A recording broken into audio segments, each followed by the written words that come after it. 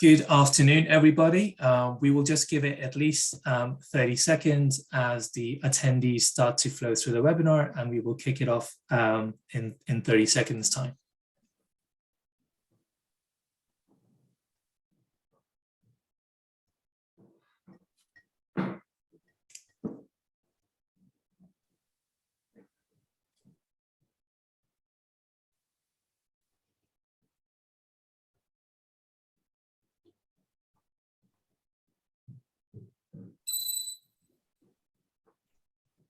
Good afternoon, everyone. Thank you all for joining. We've got an absolutely jam-packed agenda for you. Appreciate that we've got attendees who will be joining in over the next couple of minutes, but we've got introductions planned for now anyway, so we can kick things off. Thank you all for joining us for yet another Contino live webinar. I am absolutely delighted and ecstatic to have two phenomenal organizations and speakers like Kate and Nick present from Pay UK and Form 3. We'll start off with a bit of an introduction before we actually get into the meat of the matter, which is, how can organizations unlock a seamless payments experience by building a cloud-native stack? So let's get straight into it. First and foremost, thank you very much, Kate and Nick, for joining us. If you both wouldn't mind just doing a brief introduction to yourself personally, but also the organization that you represent, that would be great. Kate, if you wouldn't mind starting it off from your side, please. Yeah, sure. Thanks, Deepak, and thanks for the very flattering avatar. So I'm Kate Frankish. I'm Chief Business Development Officer at Pay.UK. And for those of you who don't know what Pay.UK does, we're the company in the background that powers retail payments.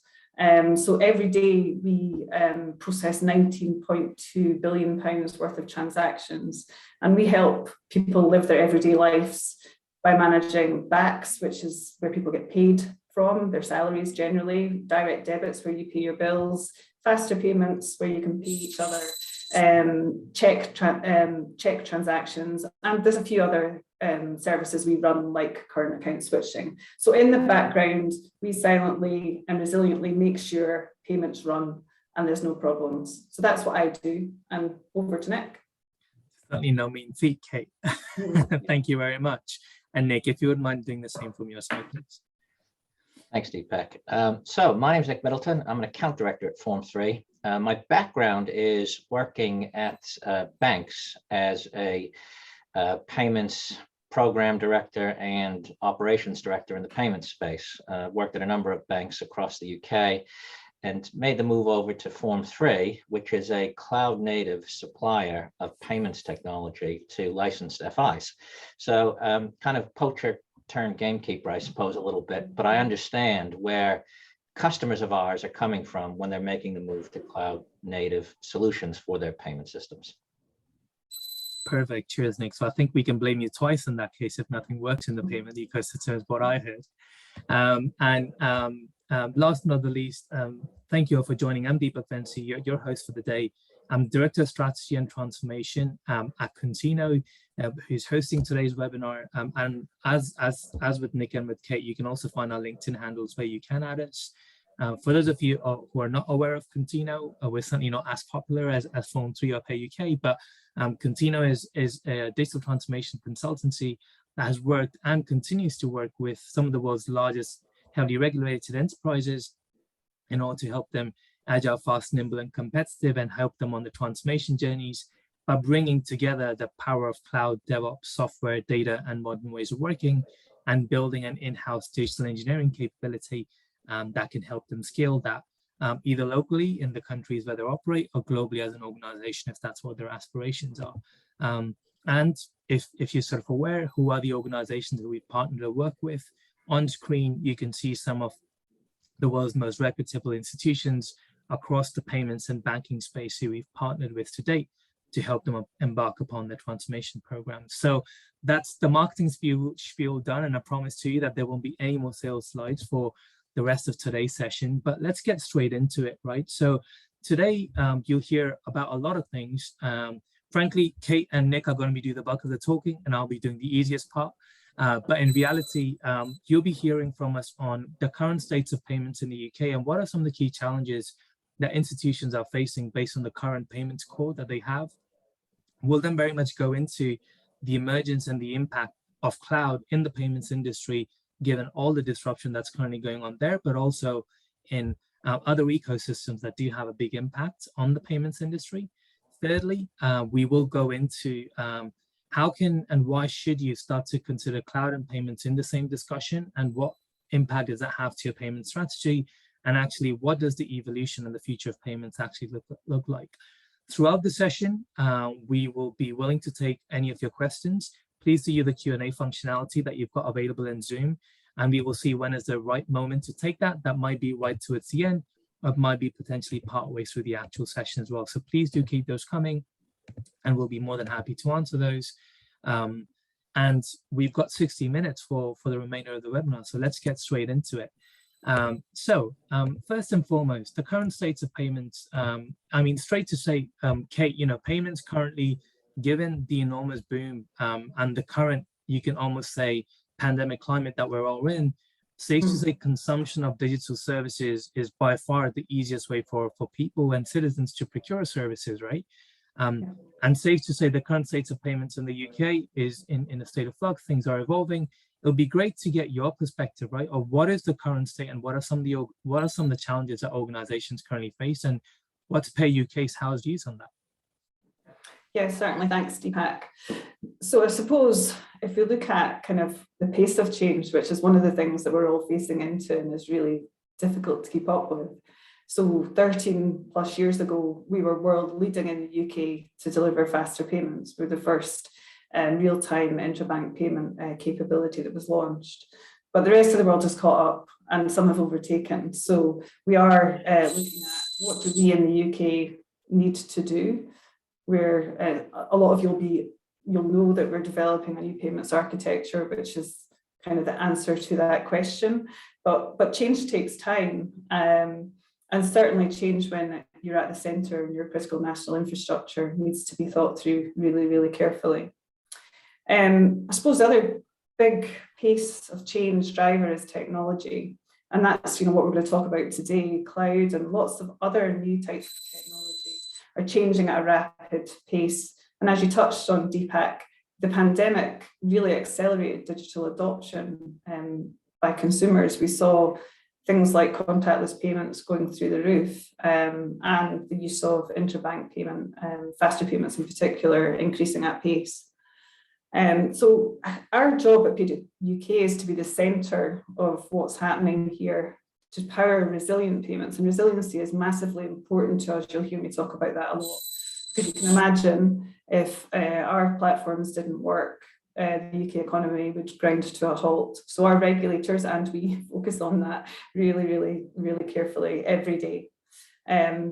But we also know the need to move forward and to look at opportunity and also challenge that we face into. And we'll be talking this year to the industry about our new strategy and the deep insights that we have gathered and continue to keep live to help us drive successful change. So using data to really understand what needs to change, what are the risks, what are the benefits, and where we should focus attention. And technology is massively important in that whole set of data and information. And technology is really kind of the way stuff works. To the end user, the consumer on the street, it doesn't really matter as long as their payment works. But as everyone who's a financial services organization on this call, or who's part of the value chain in payments, will understand, technology has to, it's tricky and we have to get it right. I think the other point is that regulation is changing at pace. So as well as consumer demand and the industry changing and different uses of digital type payments, regulators are also changing their positioning. And importantly, we want to make sure that we do the right thing. So protection is also a theme that we're facing into in Pay.UK, because faster payments is a brilliant way to make a payment. And in some countries, it's used for more consumer to business type payments. but there's no consumer protection attached to that particular method of paying. And that's one of the big challenges we're looking at, as well as, you know, moving to new payments architecture, enhancing our technology stack, making sure resilience is still a massively important thing for us. It's also, how do we actually protect the platforms that we run? How do we protect consumers from fraud in the best way possible, working with our customers, because we can't do that on our own. And making sure that we've got platforms that people really want to use and deliver end user benefit and benefit for the UK economy fundamentally. So that's really a kind of a walkthrough of what we see as the current payments market, which there's so much information on, it's very difficult to work through what's really important versus what's not, how we deal with that data through our Deep Insights program, and what we're looking to do moving forward to keep up and to provide great products and services for the industry.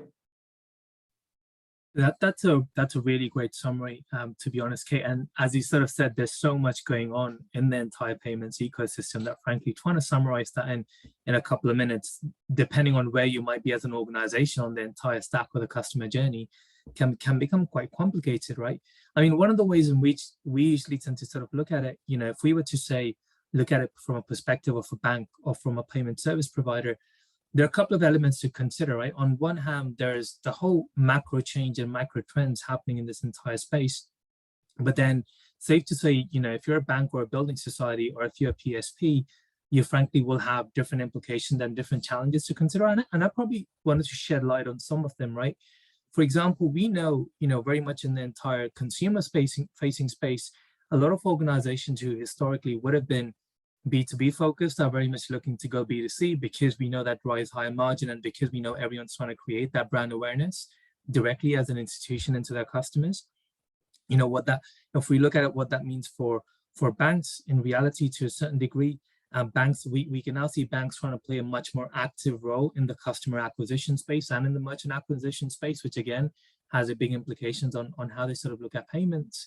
And also, we know the entire trend on open finance and embedded finance, again, is very much a monumental shift, right, of how the entire industry looks at payments.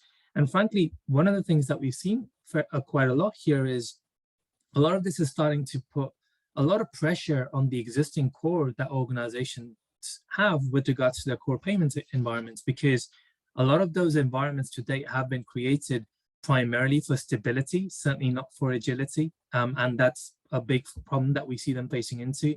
You know, for example, if they're trying to introduce any new change when it comes to elements such as their payment schemas, that, for example, will likely take forever. But most importantly, the data is actually quite hard to consume. A lot of the payment data that they have on the actual transactions isn't something that they're actually able to leverage.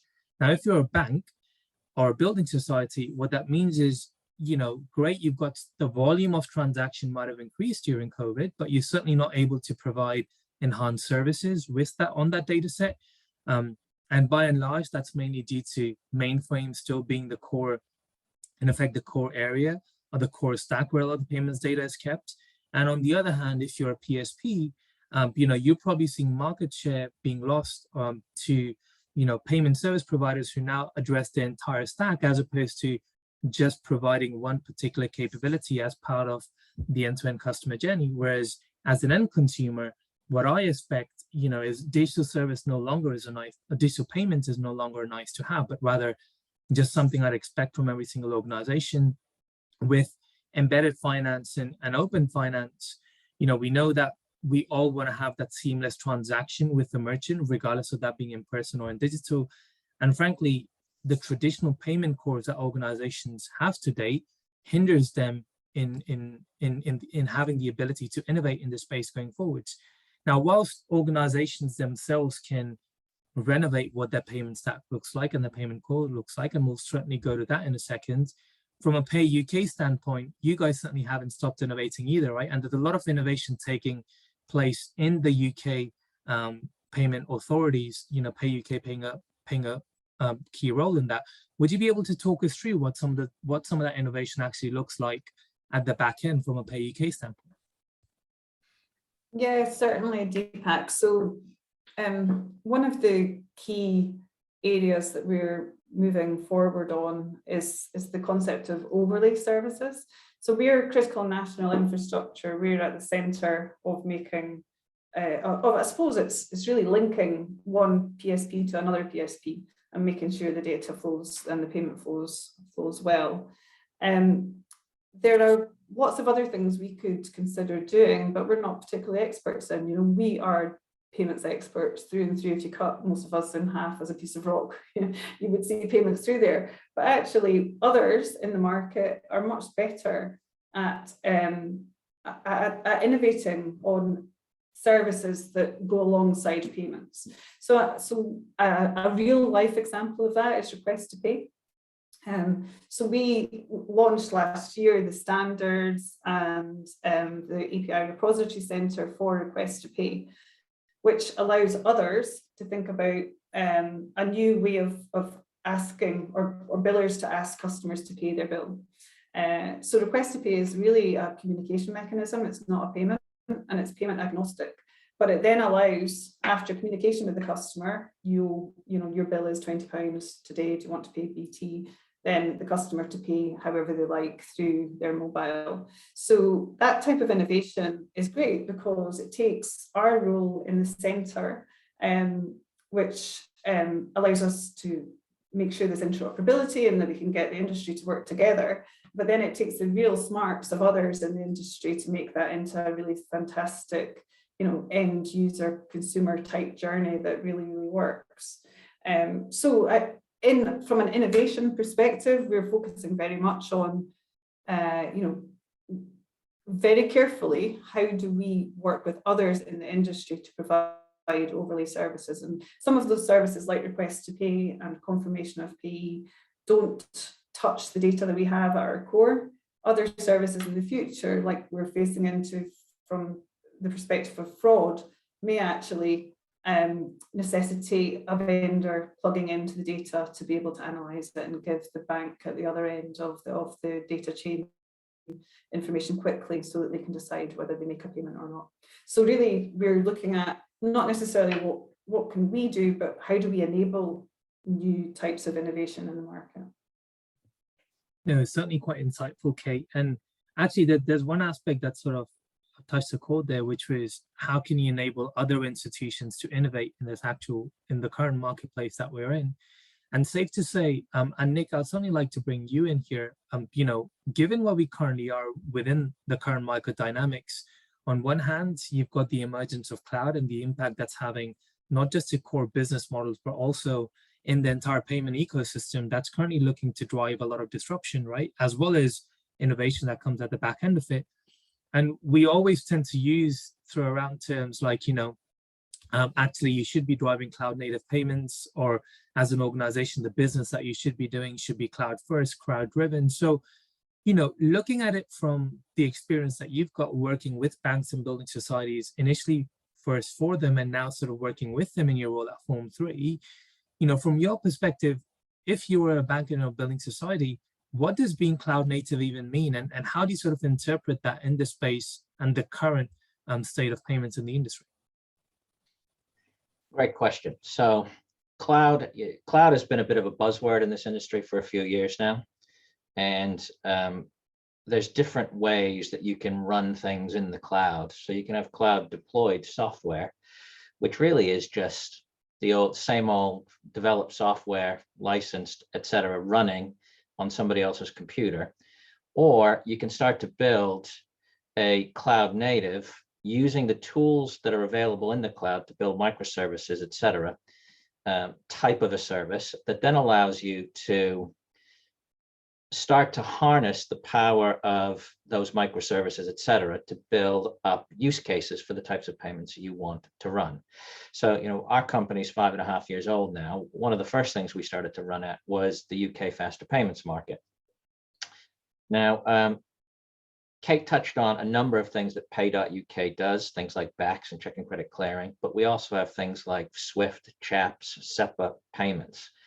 Now, what we thought when we started Form 3 was, well, hang on a second. If you are even a small to medium-sized enterprise, you've got 5 or 6 different types of payment systems that you want to get connected to. And each of those will have different messaging formats. Each of those will have different security layers. Each of those will have different connectivity protocols that you need to maintain as a bank or as a registered FI. And every single bank and building society and registered FI that wants to connect to those services, whether directly or through a sponsor, et cetera, has to connect to them all in the same way.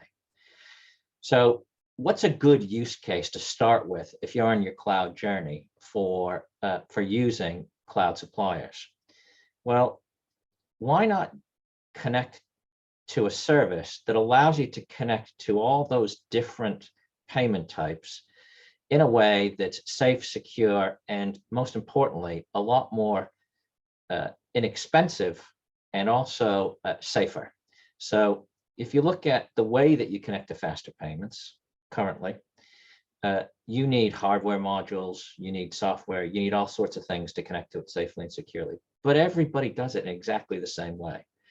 So, we then thought, right, great, why don't we offer a cloud native, multi-tenanted, single code-based solution? Because that's the thing that is really powerful about some of these move to clouds, is that you can have more than one customer on a single set of code, which then mutualizes the cost of it across a number of customers. So when you look at how you're developing those cloud solutions and what they are, it's where's the best place to start that cloud journey. I mean, I can't tell you today to move your entire bank onto the cloud. There's going to be a journey that you go on over the course of a number of years.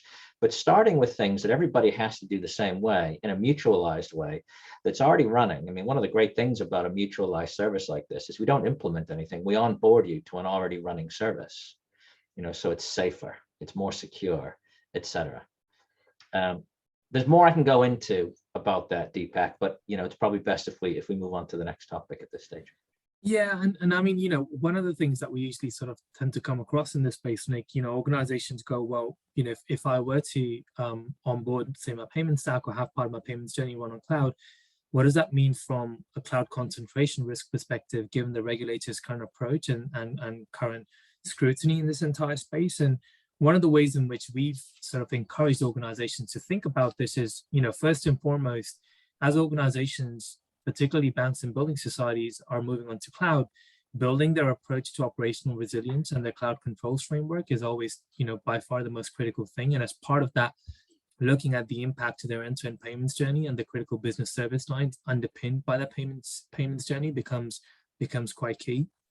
But then also, secondly, actually what they can start to do from a concentration risk standpoint is by working with organizations like Form 3, they can actually start to offload some of that risk to organizations like yourself, who, again, on the back end, you've got your own risk management methodology, which again is something that banks, building societies, and FIs can use to rebalance what their own in-house risk looks like, right? So concentration risk can actually almost be seen on two aspects. One of them is concentration risk on the core cloud providers themselves, but then on the other hand, the concentration risk for your core payment platforms, right?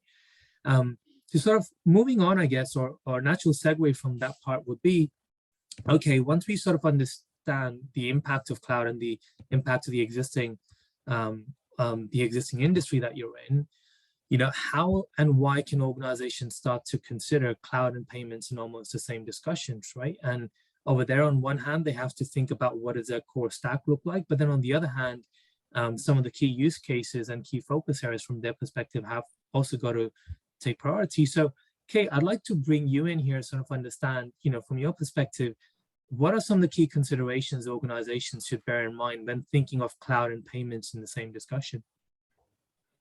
Yeah, Deepak, I suppose, and I think we've got a question from Paul around on the Q&A as well, which I'll bring into this discussion, which is around rp.uk considering allowing customers to connect directly from cloud onto faster payments.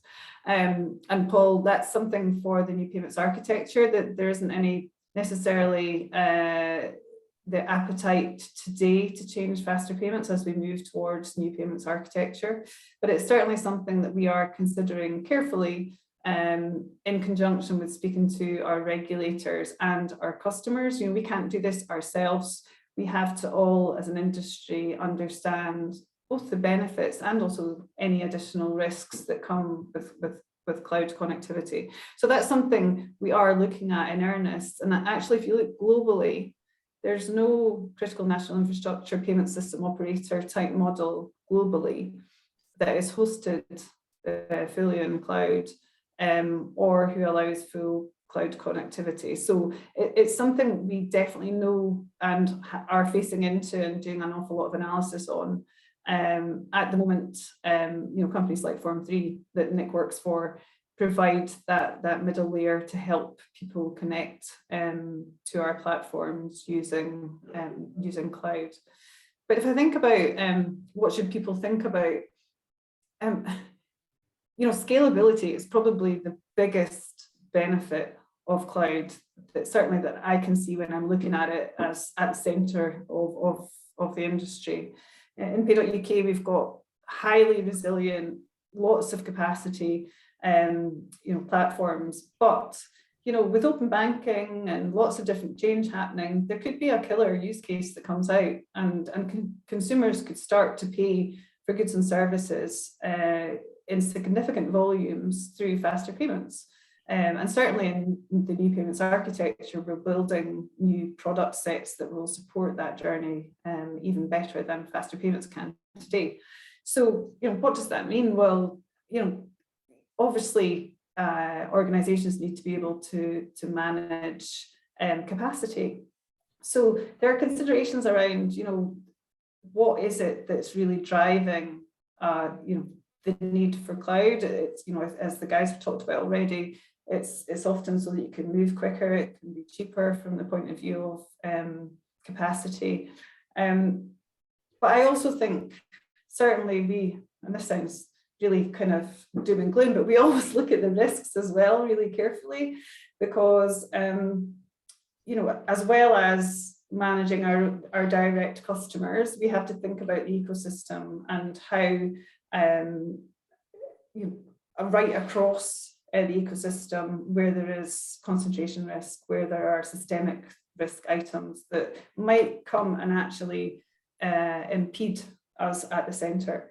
So I think consideration of which type of capability it is you're looking to put into the cloud, working through all of the pros and cons, and certainly when it comes to Pay.UK and what we're trying to do, we really encourage customers and potential customers to come and speak to us about their thoughts and chip in and help us to move forward as an organisation. Yes, to be honest, there are a couple of things that you touched upon there, Kate, that I'd sort of like to build upon, because sort of to your point, a lot of this has to be use case driven, right? And whilst also bearing in mind what's the systemic risk across the entire sector, as opposed to just saying, to Nick's previous point, let's just take everything and run everything onto cloud. I think, from our experience having worked with organizations in this space, frankly, the move to cloud when it comes to payments is primarily driven by two things, right? Scale, which you sort of touched upon.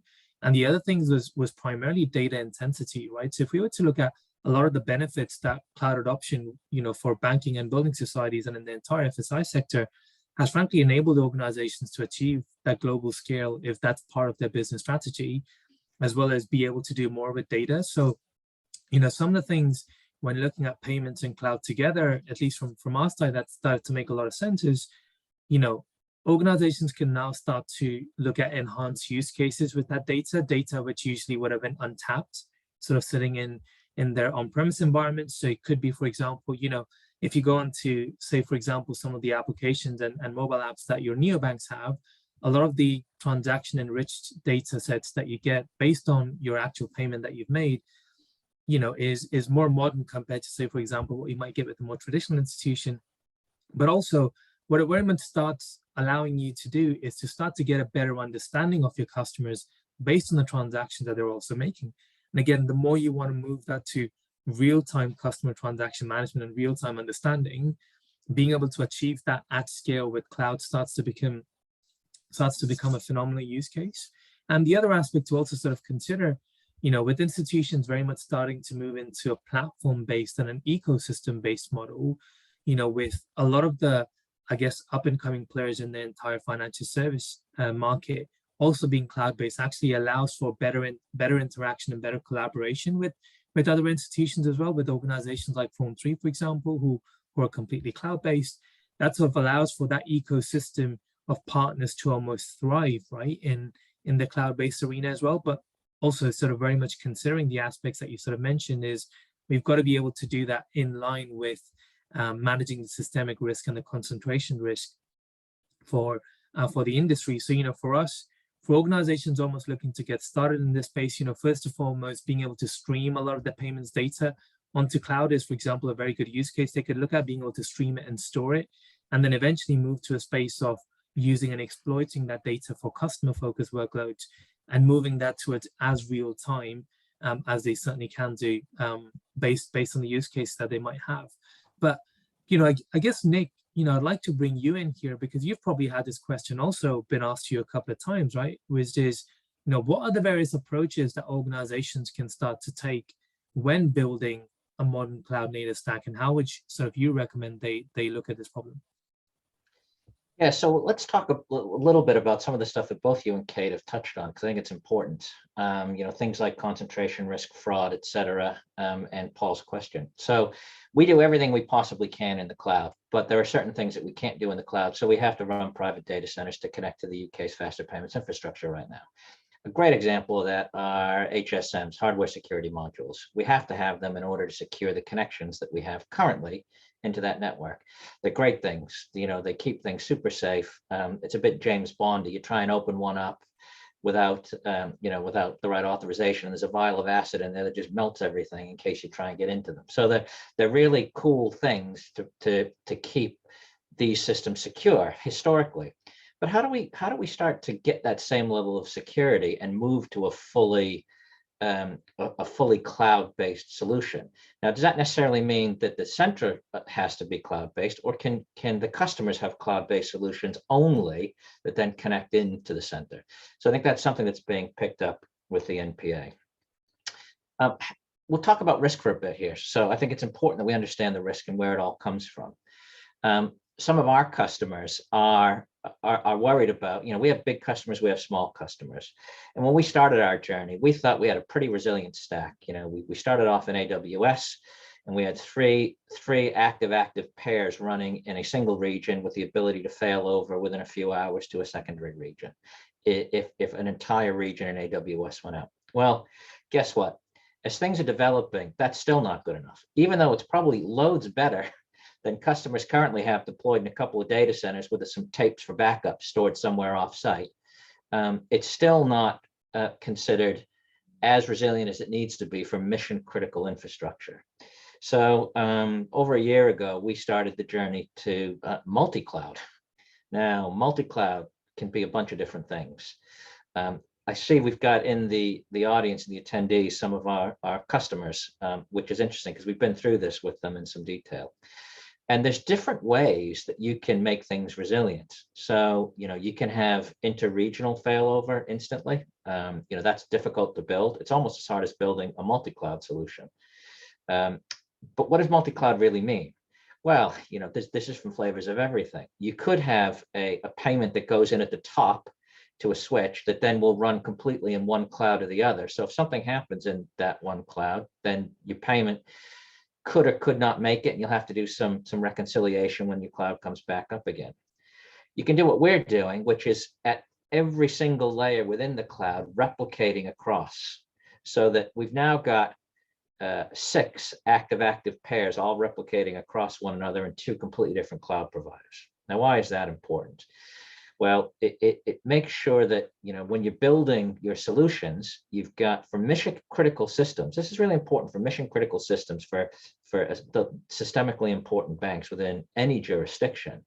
You really need to make sure that you can say hand on heart, this is as secure as it needs to be and as fail safe as it needs to be. Kate said earlier, payments in the UK and in other jurisdictions are part of the core critical national infrastructure, as important as water, electricity, et cetera. So, building that resilience is really important to Form3 and our customers. So that's what we're doing. It's actually going to be probably one of the most resilient multi-cloud solutions available in the market. let alone for banking. And it needs to be for this type of mission critical activity. But once you've got all that done, how else do you then start to layer in risk mitigations? Well, one of the big things we have a problem with in the UK right now is authorized push payment fraud.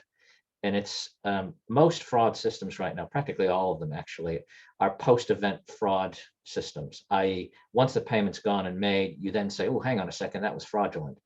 And a lot of times the money's gone at that stage, you're not getting it back. And banks, banks are getting much, much better at making sure customers are made whole after these events. But it's still a very scary, very worrying time for a customer if they've made a payment of any amount that they got tricked into making. So one of the things we're starting to do now is look at how we can, as you're making these payments and working with other third parties to do that. We're not building all this ourselves. There's lots of other good third parties that have similar technology, to us. How could we intercept those payments in flight as a supplier of payments, and how can we then stop those payments before they get made? Route them to a fraud department in a bank and say, hey, this customer looks like they're making a fraudulent payment, even if after it's been through something like a confirmation of payee. These phishing scams can be really good, and you're convinced to send money to somebody whose account matches whatever the name is. So there's lots of really, really innovative ways of catching that type of fraud before the payment gets made and it's irrevocable at that stage. So we're starting to build on the risk elements, the concentration risk in a single cloud, moving to multi-cloud, the risk of fraud attacks on these payment vectors. That's really exciting stuff. And being able to not become so systemically important as a single organization that we can't bring on board more customers. Now we're not a regulated business, but our customers certainly are. So we work very closely with our customers to make sure that the solutions that we're providing are solutions that the regulators can stand behind. For those that don't know, there's a whole plethora of regulators in the UK that you have to please. There's the PRA, there's the FCA, there's the PSR, you've got Competition Markets Authority, Treasury, etc. Not all of which are true regulators, but all care about what happens in the payments journey. So making sure that you figure out what your mission critical pieces are, and then either build or buy the services that can underpin those mission critical services properly is important. We're building it in such a way that we're getting thousands of TPS throughput across a multi-cloud solution. The types of latency we're seeing on those cross-cloud connections are less than 50 milliseconds. It's not going to add a lot of time into the journey, and finding out where we can even reduce a 50 millisecond latency down to 5 is what we're working on right now. So this type of building, where it's really important, something that's really, really critical, that it has to work all the time 24/7 is important. Now that doesn't mean it has to work like that in your entire payment stack, or even your entire banking stack. You might be okay on a single cloud for other things. You might be okay with an on-prem software installation for other things. But it's starting to think about what's the most important bits, and how do then we secure them, and how do we prevent some of those risks and get in front of them before you as a bank find them yourself, or the regulator finds them for you. So there's a lot to consider when you're building these stacks. Yeah, and you actually touched upon a lot there, Nick, because sort of almost looking at from the initial point around multi-cloud adoption within the entire sector. I mean, safe to say, that's an equally hot topic almost as looking at sort of cloud native payments, right? Where institutions are trying to figure out the role of multi-cloud, and actually how, where, and if that role exists with regards to their operational resilience in cloud. And we've had to do a lot of work with institutions to sort of help them figure out how to best identify a critical business service lines, and making a payment, regardless of the approach of making that payment, is certainly one of those critical ones. And looking at how organizations can build in the right operational resilience, and if multi-cloud is the right option for them for that, then how can they best adopt that, is certainly quite a key one. And the second aspect that you sort of touched in there, which is again was quite critical, was Just looking at the investments that yourselves are making at Form 3 and looking at, for example, all the great work that Kate touched upon on around overlay services being created by Pay UK, a lot of times organizations really have to think quite carefully, right? And look into the build versus buy discussion based on where they want to be focusing their time and efforts on. You've touched upon some insights there from your standpoint, but Kate, I'd like to hear your perspective as well. And how do you sort of look at the build versus buy discussions in the payment ecosystem in the UK? Yeah, so we have a different model. We outsource all of our technology to partners, and our core partner is VocalLink, which most people on the webinar will know. And that's partially to have a demarcation between us operating and having a relationship with our customers, and then working with a supplier to make sure that we're getting the services and everything runs smoothly. But also because this is, certainly for Pay UK, who was born out of a number of scheme companies that were pulled together, it's not, the technology itself is not our level of expertise. Our level of expertise is understanding what our customers, banks, building societies, PSPs, what they need, what's happening globally, how we need to think about working with our solutions provider to change as we move forward. So for new payments architecture, for example, the model will be the same. We will buy in the capability that we need for NPA, and we've actually, it's quite exciting, we have moved forward with quite considerably with that program of work, and are at the next phase of engagement with potential vendors. So lots is going on with regards to banks and users of our services. It's such a different model depending on where they sit, and actually it tends to go in, it feels like there's a fashion because some years ago it was always we should build internally, and now they're going back to buy, and it's kind of peaks and troughs. I suppose every organization needs to work through the pros and cons, the costs and efficiencies, all of the different things you would need to build into a business case to understand what the best solution is to go forward.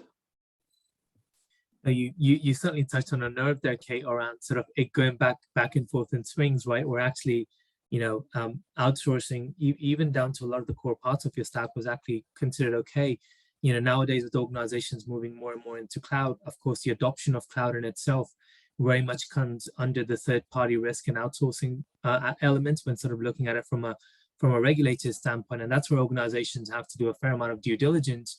Particularly, I guess, banks and building societies have to do a fair amount of due diligence in making sure from an operational resilience standpoint, they've considered what that risk actually means to them. But there's another aspect actually there, Kate, where I sort of wanted to bring you in again, was you sort of touched upon the fact that, within Pay UK, on one hand, you've got to make sure the core payment rails continue to be as stable as they can and operationally efficient as they can. But on the other hand, you also have to keep a keen eye on actually where the future of the industry is headed, right? And a lot of the great work sort of going on in the MPA also has a key element of this to consider.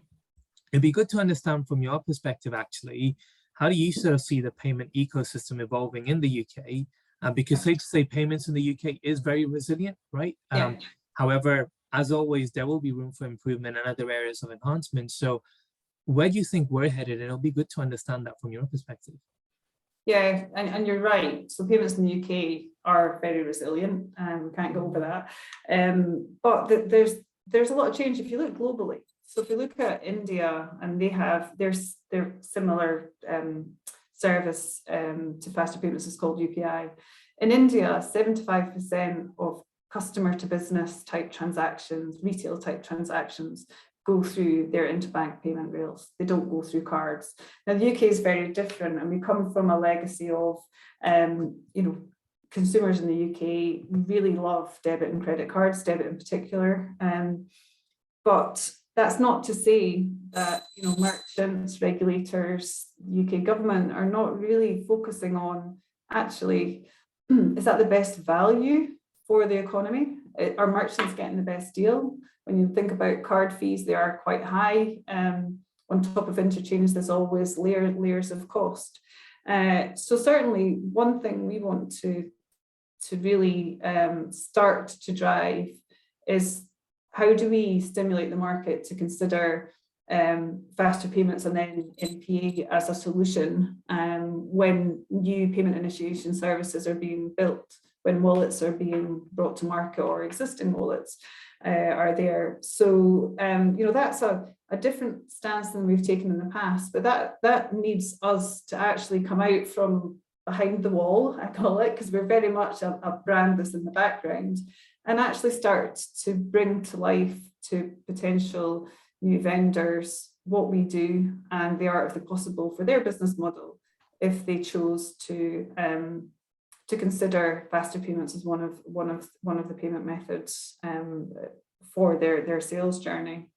And interesting, if you look at Singapore, again, another model where the regulator forced all point of sale providers to have to include a QR code that accepted their version of faster payments at physical point of sale. So lots of changes happening. Open banking in the UK is driving the use of faster payments for e-com journeys, and it's growing rapidly, but it's still just over 1% of our full faster payment volume. So we see that, how do we stimulate the use of interbank payments in the retail environment as one of our key pillars of our strategy over the next few years. And the NPA, that's our biggest innovation. It's our new set of products that we'll be launching in a few years' time. We are moving at pace. I know the industry's maybe been somewhat concerned about the pace of change there, but a lot of work has been overcome, and certainly things are moving at pace, both with our customers, our regulators, and how we actually get to deliver capability there. So there are two of the key things, and I think fraud, Nick touched on it. Fraud is one of the most important things that we have to face into also, because a few years ago we might have said fraud wasn't for us to solve, it's for our customers to solve. But actually, when it starts to dent the efficacy of your payment platform, you have to do something about it. So again, as Nick touched on, we are looking at some central potential solutions for fraud also, as everybody in the market is, because it's app scam fraud is one of the biggest growing areas of concern, and it has massive impact on customers. I think the latest figure I heard, Kate, was something like at least £1 billion worth of app scam fraud annually. If we could prevent even 25% of that to start with, and then build on the ability to prevent that, that's not only £250 million for the UK economy saved, taken out of the hands of scammers, but it's also 25% of customers who don't have to go on that horrible journey of thinking all their money is gone. And we're very keen to see things like faster payments be used at point of sale, online, etc. I think the technology is one thing, and we'll build it. I think you need more to make them come. If you look at with COVID and all those people who lost money on flights and holidays and all sorts of things when things started to get canceled, the mantra was, well, you should have bought that with a credit card because you're protected under the Consumer Credit Act. Or if you buy something with a debit card, you can do a chargeback and chase that money down. We don't have the similar sorts of regulations and rules around faster payments that as an industry we need to agree to.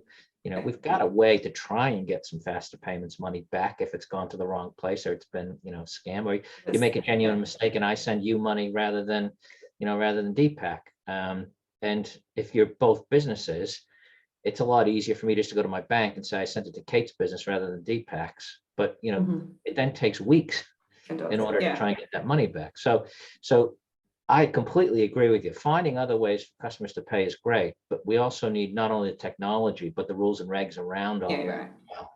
And we are working with our regulators on what does consumer protection potentially look like without adding too much cost into the funnel, because that's the balancing act, isn't it? Yeah, absolutely. And you know what, you touched on some very interesting points there, both Nick and Kate, because we sort of refer to what's sort of happening in Singapore and also sort of what happens in India with things like UPI. But actually, besides consumer regulation, consumer behavior in itself has a big role to play, right? Because if you look at if you go to India and if you compare it to Paytm or RuPay or Bharat Pay, you know, it's almost a given that actually paying with the QR code is the norm. Whereas actually, if you almost ask the consumer in the UK to do that, there's almost like, well, I've got my card with me in the wallet. Why would I actually go and download yet another application and sort of transact that way? And I'm sort of conscious of time. We've got one last aspect to consider as part of the webinar, but for any one of us who's any one of you who's joining us, please feel free to submit more and more of your questions. We've got a couple in the backlog already, and we'll start to answer those as well as we go through. But sort of conscious in the last 10 minutes of the webinar, both Kate and Nick, I'd like to sort of bring you here in again with regards to the future looking strategy for organizations, right? What would be, you know, from your perspective, you know, if you were to tell people to three key elements to consider as part of their payment strategy, what would be, you know, the key fundamental things from your aspects to consider? Kate, if you wouldn't mind giving yours in the first instance, and then Nick would love to hear it from your side as well. Yeah, so the first thing I always think is the most important thing when we talk about payments is operational resilience. And the regulators are moving towards different models at the moment. So really touching on what Nick said about your mission critical systems, think very carefully through how you manage resilience across those particular platforms, because none of us want a scenario where, you know, it's all over social media that payments are not working for X, Y, or Z reason, because it takes trust out of the system. So I think that's really, really important. Standardization and ISO 20022. Now this brings massive data opportunity to the UK. It will allow banks at either end of a payment chain or PSPs to develop new customer propositions that they can commercialize and make money out of. You know, more data means more services for consumers. And that's coming with the NPA. So, and I know that everyone's already on the journey with the other payment schemes globally that are changing to that particular standard. And then I suppose offering choice and protection, which are the two things we touched on earlier during all of the questions actually. So choice in ways to pay. And some, you know, certainly there are quite a lot of consumers in the UK who would not qualify for a credit card but can make a faster payment. But protection is really important in that whole equation also. No, so certainly some very critical elements there to consider. Kate and Nick, what would be the three elements from your side that you'd reckon everyone consider as part of their payment strategy? So I would say, first of all, figure out what is necessary for you to run your payments business, and then what becomes customer enhancing. So where do you just have to do stuff like the connectivity to the different schemes, and where can you start to make a real difference to your customer's journey and start to become unique as an FI, and then split those things out and try and find partners that can help you do the boring stuff that you just have to do, while you then work on the stuff that really is going to set you apart as an FI.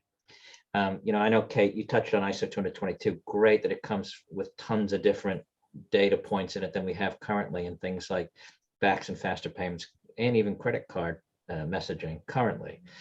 I think people seem to think that ISO 222 is a silver bullet sometimes, and that if you have an ISO 222 standard, that you can connect to all these payment schemes really easily and simply if they're all, but they're not. You know, the security around how you connect to the different schemes will all be different. Even if you have a field as simple as account number, well, in the UK, we might use a sort code and an 8-digit account number combined together to say that's the account number in PA. It might be an IBAN in Europe. It might be something completely different in Africa. You know, so that doesn't necessarily mean with ISO 222 that you've got a really simple, easy way to integrate all these things. There's a whole bunch of other stuff around the outside you need to consider.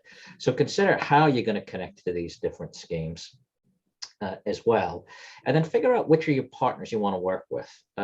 You know, we're a scale-up company now. We're past the startup phase. We have significant investment. But look at the companies that you're working with and figure out who the shareholders are. You know, if you're going to work with newer, smaller companies than we're growing pretty exponentially. But are those shareholders in it to make a fast buck, or are they strategic shareholders that really care about the long-term sustainability of your business? You know, a good cohort, a good percentage of our shareholders, for example, are our customers as well.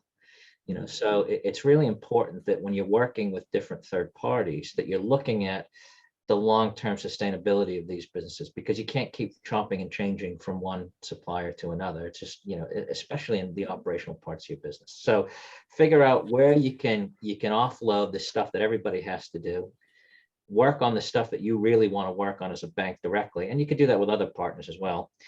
Make sure that the businesses that you're partnering with are sustainable in the long term, and make sure they've got a roadmap for enhancing those offerings over the next several years. I mean, we're quite lucky in that we've got a decent amount of investment that'll allow us to roll out some significant new services to your already existing connectivity to our existing customers. So, you know, there's always ways that you can continue to enhance that payment journey as well. So finding the right partners is critical.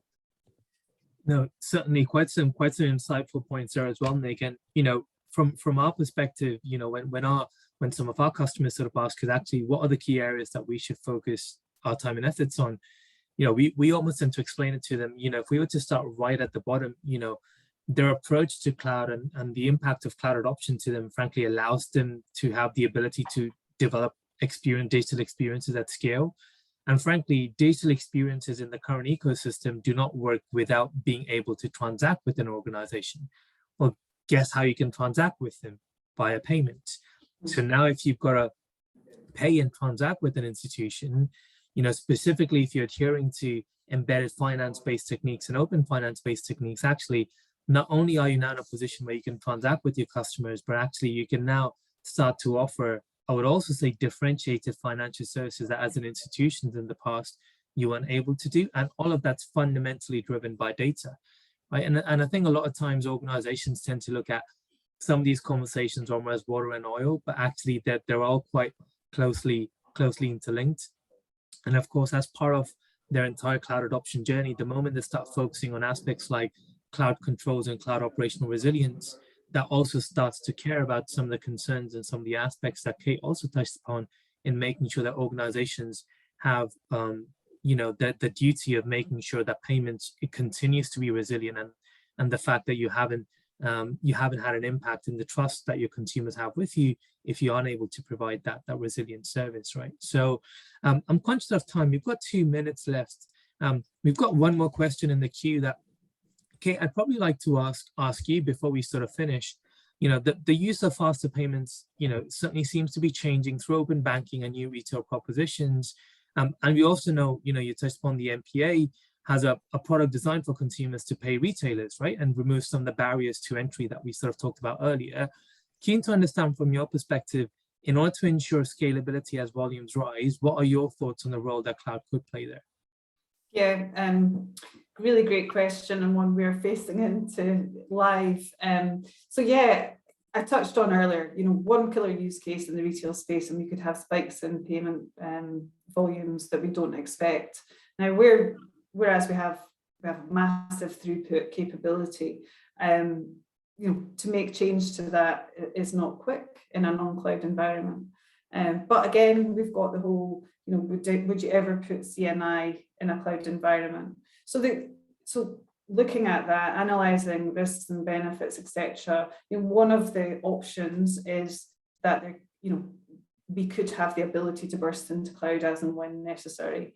But again, that's not being fully thought through. But we have to balance that really quick, nimble scalability with resilience and all of the considerations that we're working on with our regulators and customers today. Perfect. Cheers, Kate. So I'm certainly conscious of time, and I know we've covered a lot of ground today, and we've touched on multi-cloud and payments, we've touched upon operational resilience, we've touched upon overlay services.